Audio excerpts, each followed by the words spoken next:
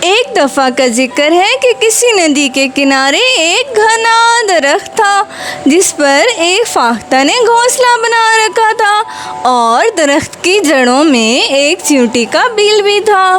فاختہ اور چیونٹی دونوں ہمدرد طبیعت کی مالک تھیں۔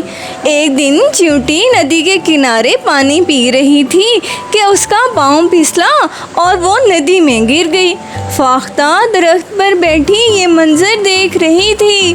اپنی ہمسائی کو مصیبت میں دیکھ کر اس نے جھٹ سے درخت کا پتا توڑا اور پانی میں اس کی مدد کے لیے پھینک دیا۔ چیونٹی پتے پر چڑھنے سے گھبرا رہی تھی۔ فاختہ بولی، بہن تم پتے پر چڑھ جاؤ، یہ تمہیں ڈوبنے نہیں دے گا۔ فاختہ کی ہمت دلانے کی وجہ سے چیونٹی پتے پر آ گئی اور تیرتے تیرتے پتا آخرکار اسے کنارے تک لے آیا۔ اس طرح سے فاختہ کی وجہ سے چیونٹی کی جان بچ گئی۔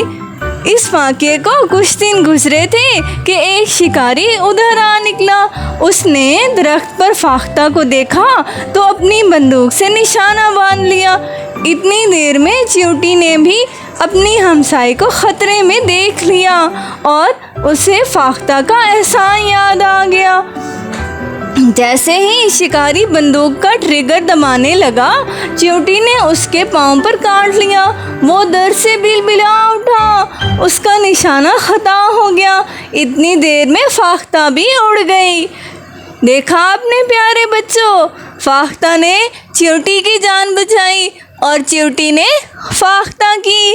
اس کا مطلب ہے کہ جب ہم کسی کی مصیبت میں مدد کرتے ہیں تو وہ بھی ہماری وقت آنے پر مدد کرتا ہے۔ ہمدردی کا صلہ ضرور ملتا ہے۔